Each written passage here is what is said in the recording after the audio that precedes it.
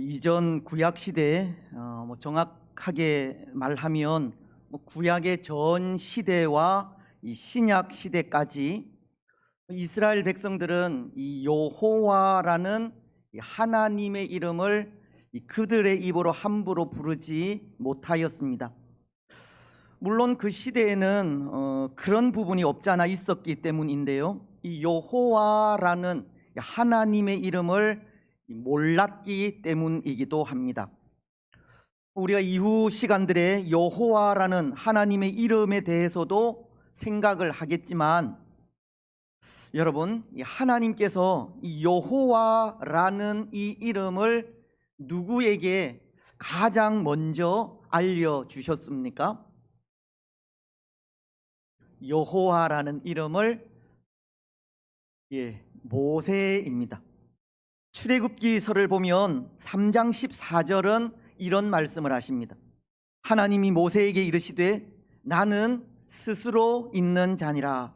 또 이르시되 너는 이스라엘 자손에게 이같이 이르기를 스스로 있는 자가 나를 너희에게 보내셨다 하라.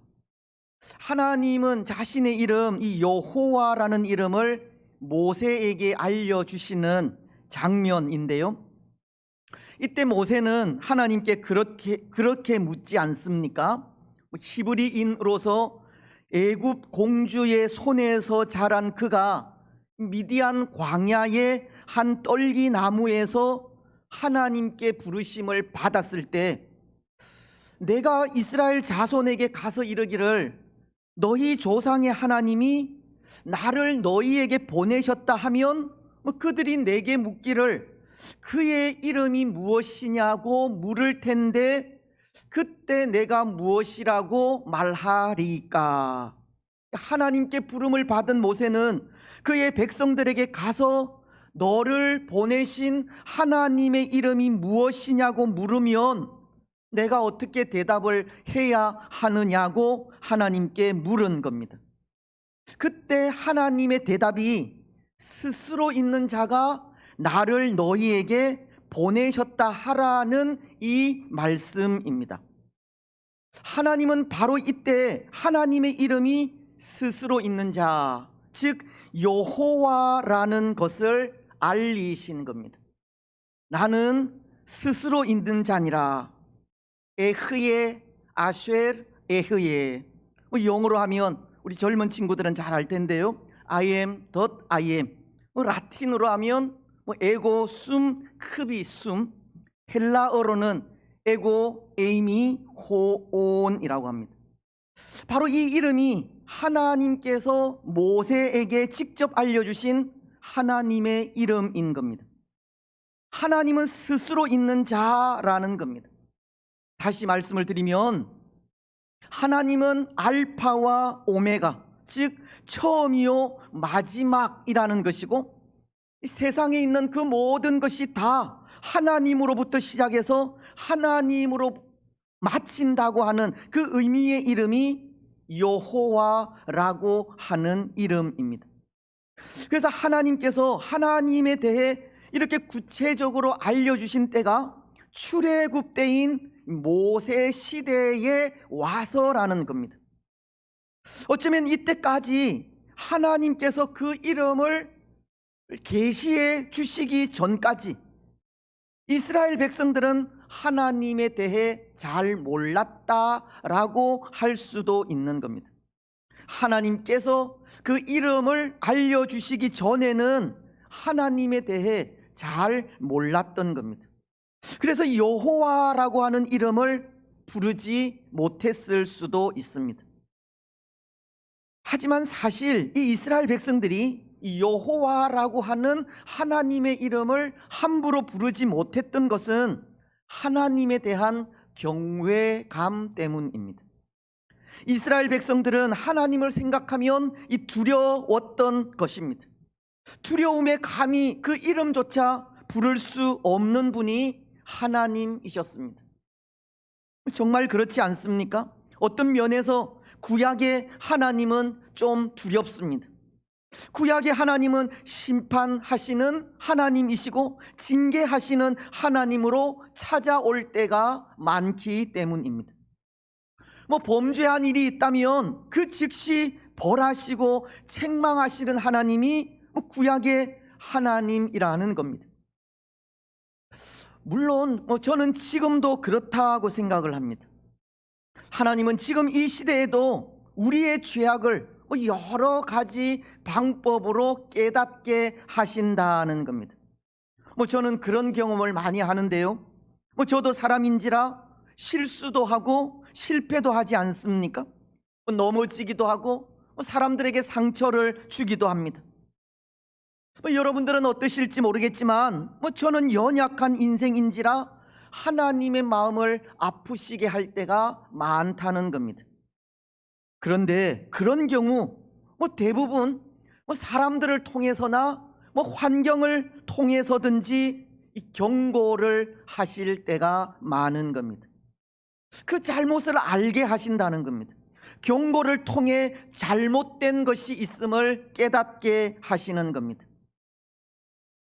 그래서 저는 신약 시대 이후 물론 하나님은 사랑의 하나님이시고 은혜의 하나님이시며 인내의 하나님이신 것은 분명하지만 지금도 여전히 징계도 하시는 하나님이라 생각합니다.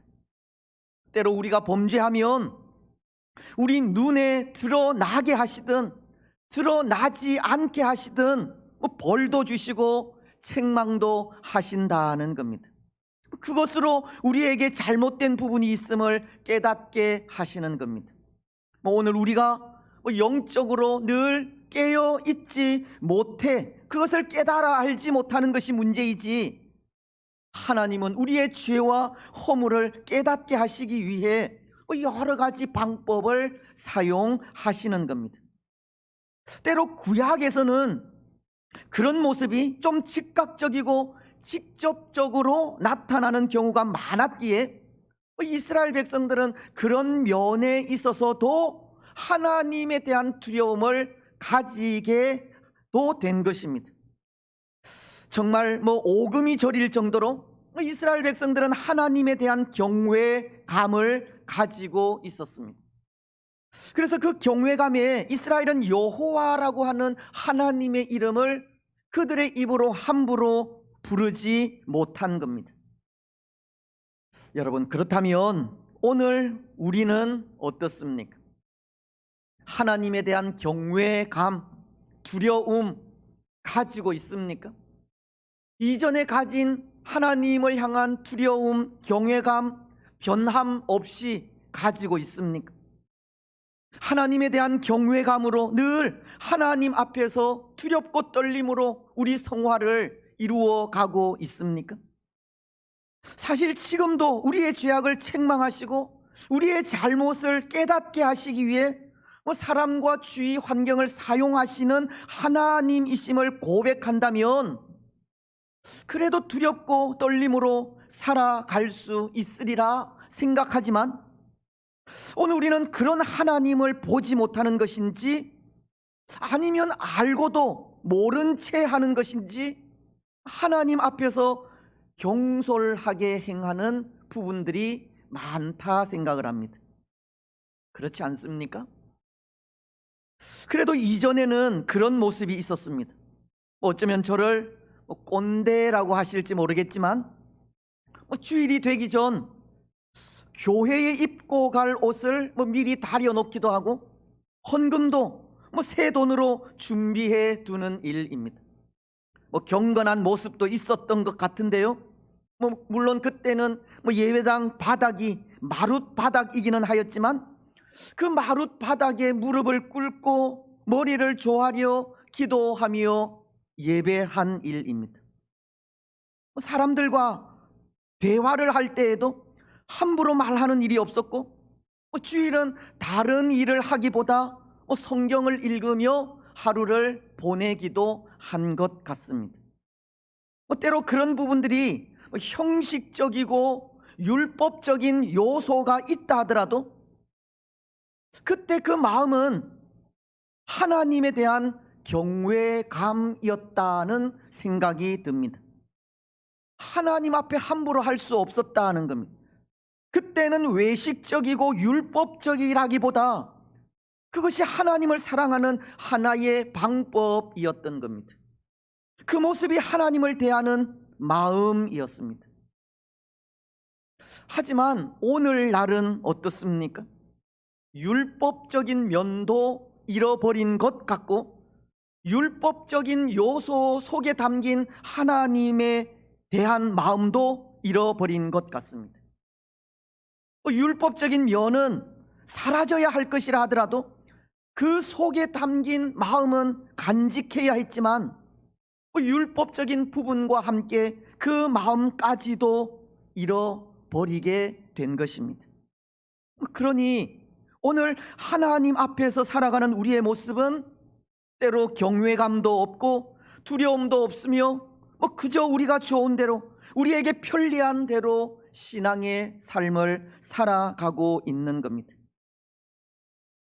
물론 그럼에도 우리 하나님은 좋으신 하나님이시고 은혜의 하나님이셔서 우리의 모든 행위를 용납하실지는 몰라도 오늘 우리는 다시금 하나님에 대한 경외감을 회복하며 나아가야 하지 않을까 생각합니다.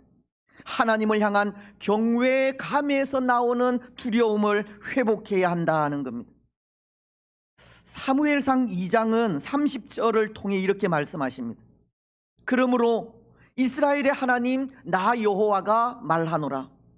내가 전에 내 집과 내 조상의 집이 내 앞에 영원히 행하리라 하였으나 이제 나 여호와가 말하노니 결단코 그렇게 하지 아니하리라.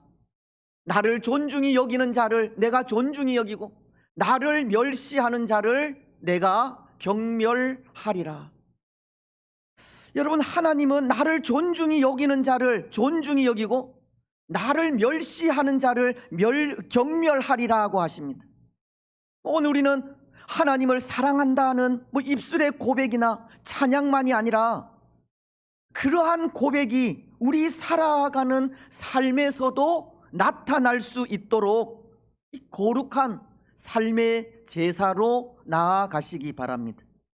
하나님을 향한 경외감으로 항상 하나님을 존중히 여기고 하나님 앞에서 신실하게 살아가시기 바랍니다. 여러분, 오늘 이스라엘 백성들은 하나님에 대한 경외감으로 이 여호와라고 하는 하나님의 이름을 함부로 부르지 못했다는 것인데요, 그래서 그 이름을 대신하여 부르던 이름이 있었습니다. 혹 어떤 이름인지 아십니까? 그 이름은 오늘 우리가 생각할 이 아도나이라는 이름입니다.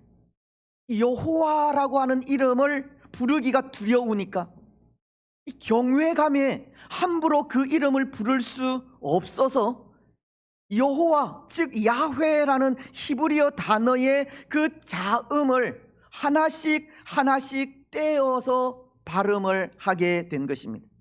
그래서 여호와, 야훼라는 이름을 그 단어의 자음대로 발음하여 아도나이가 된 것입니다.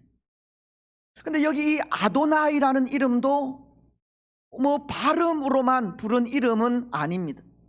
그 이름도 모든 사람들이 부르기 쉽게 지은 이름이 아니라는 겁니다. 이 이름 속에도 뜻이 담겨져 있다는 것으로 이 이름 속에는 이 주인이라고 하는 뜻이 담겨져 있습니다. 아도나이라고 하는 하나님의 이름은 하나님은 나의 주인이라는 그런 뜻의 이름이라는 겁니다. 이스라엘 백성들은 하나님을 경외함으로 함부로 여호와라고 하는 이름을 부르지는 못하였지만 그들은 하나님을 자신들의 진정한 주인으로 그 마음속에 모시고 입으로 고백하면서 아도나이라, 주인이라 부르게 된 것입니다. 오늘 우리가 읽은 말씀도 마찬가지이지 않습니까?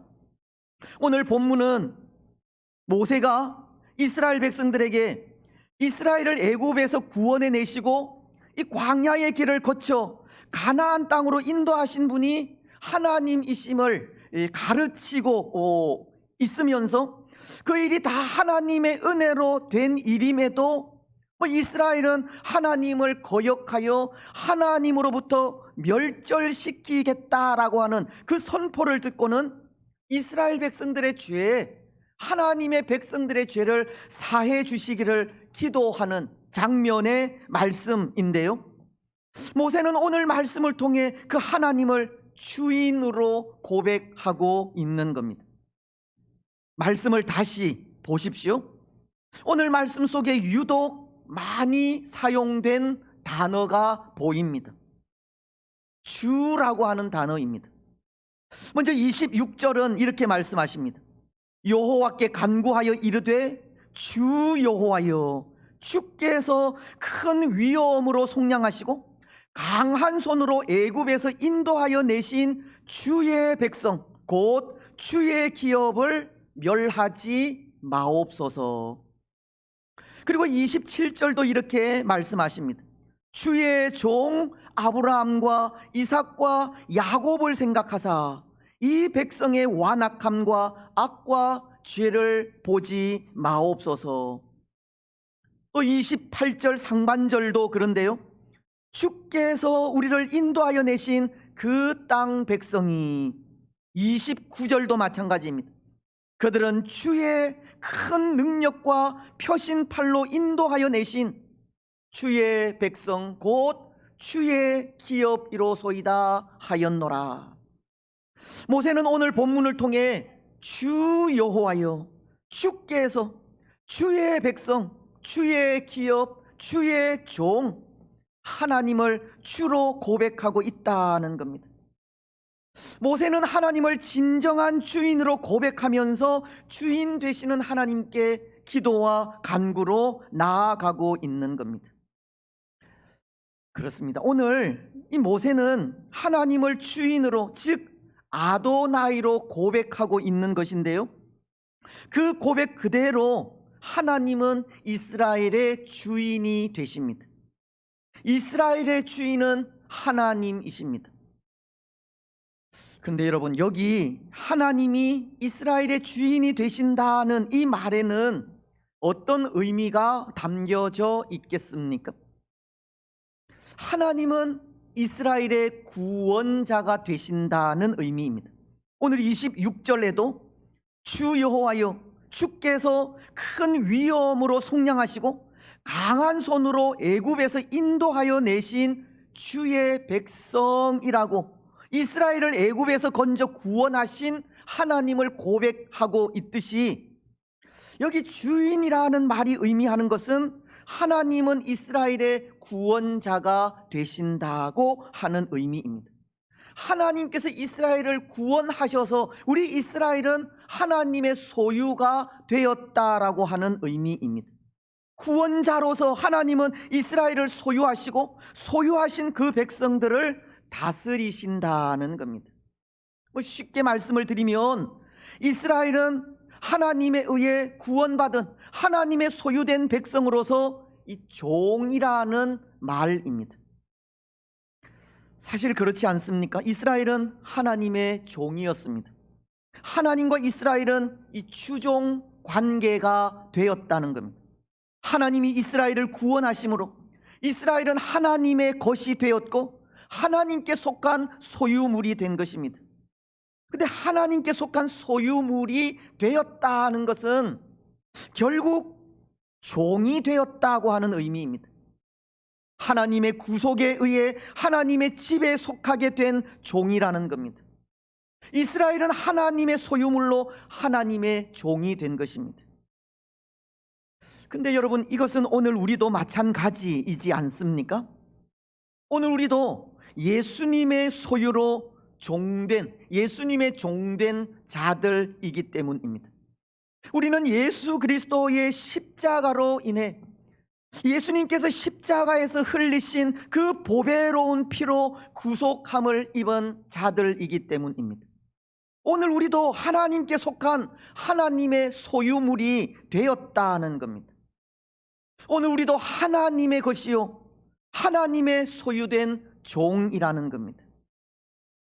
그래서 신약 성경을 보면 많은 신약 성도들이 또 사도 바울이 자신에 대해서 그리스도의 종이라고 고백하는 것을 볼 수가 있습니다. 로마서 1장 1절은 예수 그리스도의 종 바울은 이라고 하면서 바울은 자신을 그리스도의 종이라고 부른 겁니다. 근데 여러분, 사실 이 구약이 의미하는 종과 신약이 의미하는 종은 좀 차이가 있는데요, 이 구약 시대에는 종이 가족의 일부가 되기도 했기 때문입니다. 그래서 종에게는 주인의 재산까지도 상속하는 일이 있었습니다. 아브라함의 경우를 보면 아브라함이 아직 자식이 없을 때 그는 그의 종이던 엘리에셀에게 자신의 재산을 상속해 줄 생각을 가지고도 있었습니다. 창세기 15장에서 하나님이 아브라함에게 아들을 약속하실 때 그는 2절을 통해 이런 말을 합니다. 아브라함이 이르되 주 여호와여 무엇을 내게 주시려 하나이까? 나는 자식이 없사오니 나의 상속자는 이 다메섹 사람 엘리에셀이니이다. 아브라함은 자신의 종이던 엘리에셀에게 이 상속권을 주려고 했다는 겁니다. 이것은 구약 시대는 이 종과 주인의 관계가 그만큼 친근한 관계라는 것을 가르치는 겁니다. 다시 말씀을 드리면 이 구약 시대 하나님께 속한 하나님의 종이 된다는 것은 하나님의 은총을 많이 받을 수 있는 기회가 많았다는 것을 의미하는 겁니다. 그래서 오늘 본문을 통해서 모세도 하나님을 주인으로 고백하면서 비록 그는 종된 신분이기는 하지만 하나님께 범죄한 그의 백성 이스라엘을 위해 살려달라는 요구를 하며 나아가게 된 것입니다. 종으로서 주인이신 하나님께 대한 경외감으로 함부로 나아가지 못한 것이 아니라 종이기는 하지만 주인에게 요구할 것은 요구할 수도 있었다는 겁니다. 하지만 이 신약 시대 종의 개념은 그렇지가 않았습니다. 신약 시대 당시 이스라엘은 이 로마의 지배 하에서 이 속박을 당해 이 구약 시대의 종과는 비교할 수 없을 정도로 문자 그대로 노예의 삶을 살았기 때문입니다. 그 시대의 종은 주인 앞에 무조건 복종이었습니다. 구약 시대처럼 재산 상속은 아예 꿈도 꾸지 못하는 것은 물론이거니와 행동과 생각, 심지어는 숨을 쉬는 것조차도 속박당하던 시대가 신약 시대요, 그 시대 종의 개념입니다. 그런데 여러분, 그런데도 바울을 비롯한 신약 성도들은 자신들이 예수님의 종임을 자처하며 나아간 겁니다. 그들은 예수님께 대해 나의 주, 나의 하나님이라는 고백을 서슴없이 하였습니다. 행동이나 생각까지도, 심지어는 숨쉬는 것조차도 속박당하는 것이 종이었음에도 불구하고 그들은 예수님을 향해 아도나이와도 같은 이 퀴리오스라고 부르며 주인으로 고백하면서 나아가게 된 것입니다. 여러분, 이 신약 성도들이 또 그렇게 예수님을 주인으로 불렀다면 거기엔 어떤 의미가 있겠습니까? 참된 순종이 담겨져 있는 겁니다. 비록 종으로서 행동도 생각도 마음대로 할 수 없지만 그럼에도 나의 생각, 나의 행동, 나의 모든 것 다 예수님께 드리겠다고 하는 의미가 담겨져 있다는 겁니다.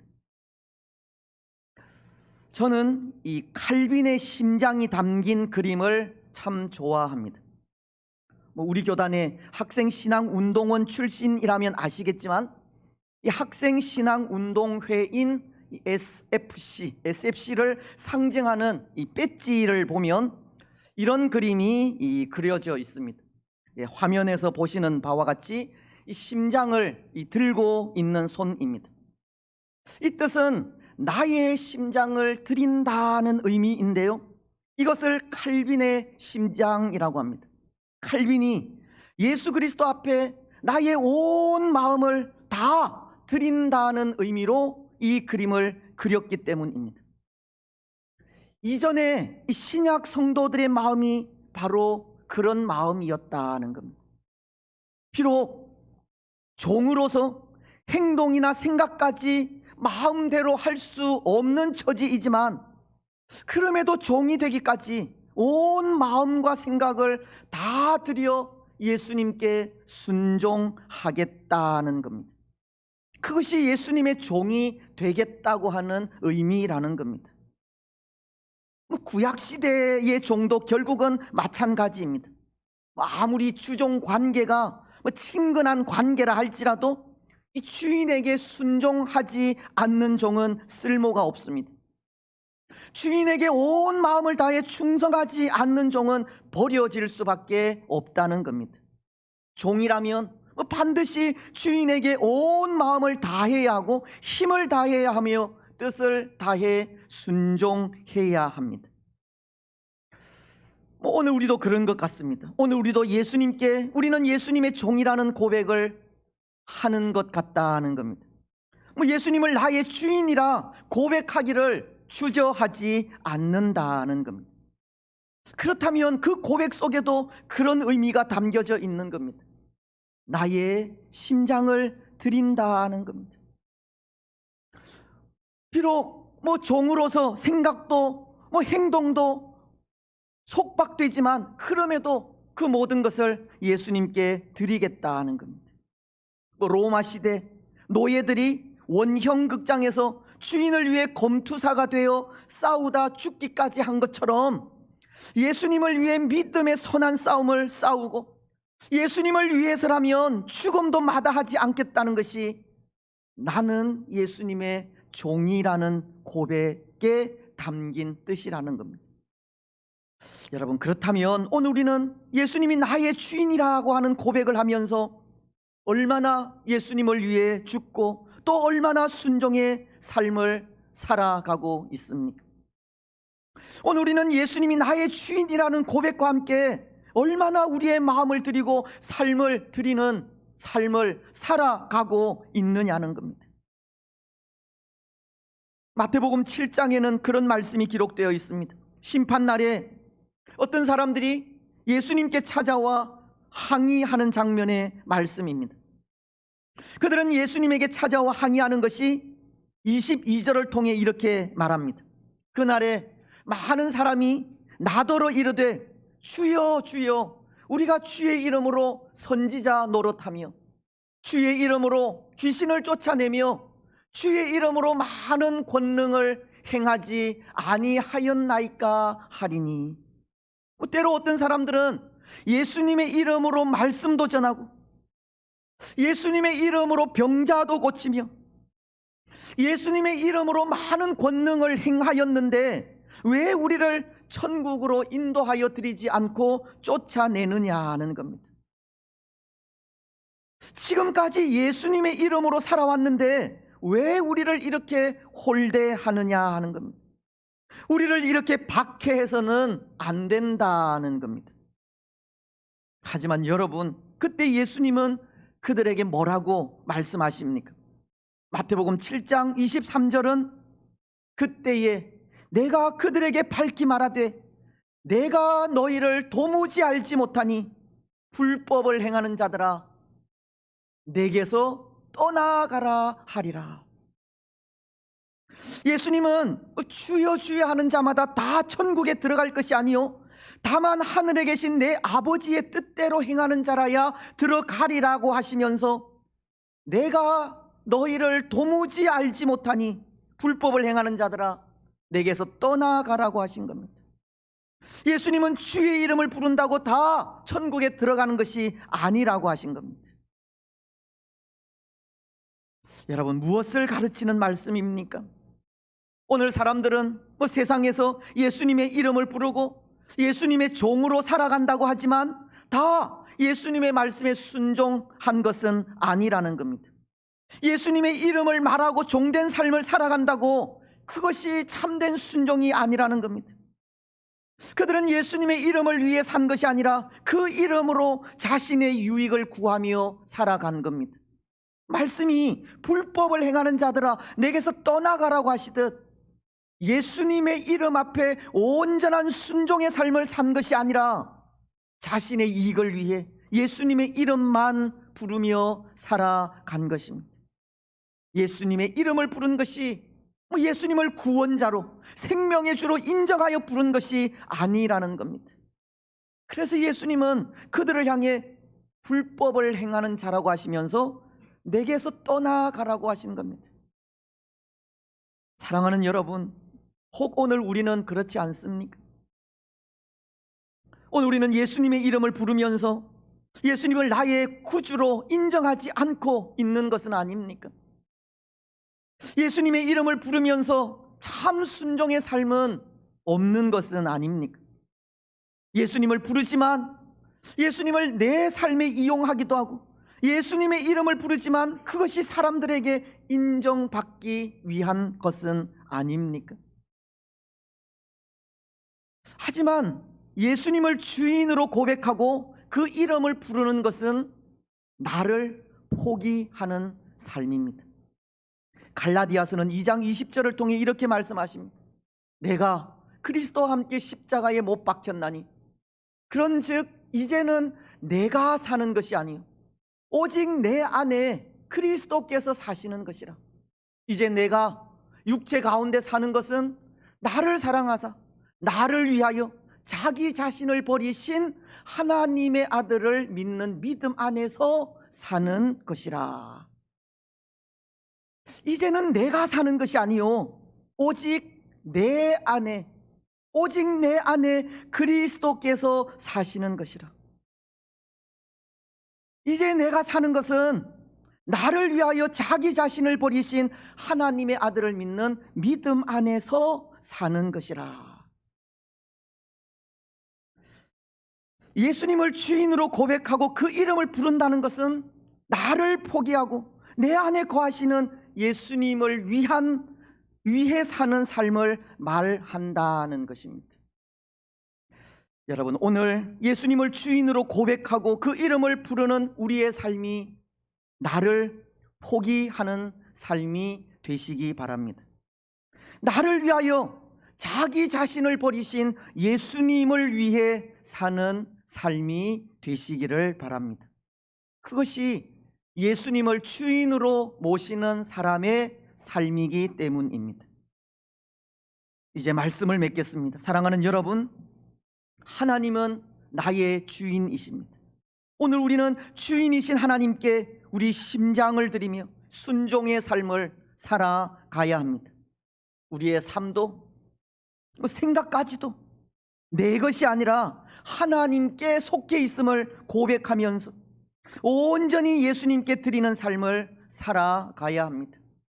이제는 내가 사는 것이 아니라 내 안에 살아계시는 그리스도 예수를 믿는 믿음 안에서 살아가야 하는 겁니다. 그 삶이 예수님을 주인으로 고백하는 삶이기 때문입니다.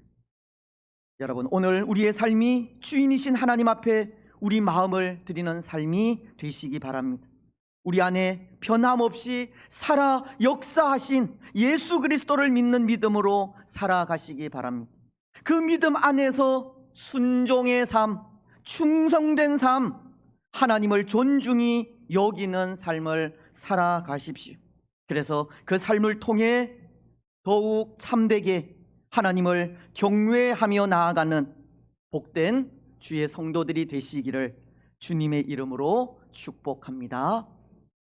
아멘.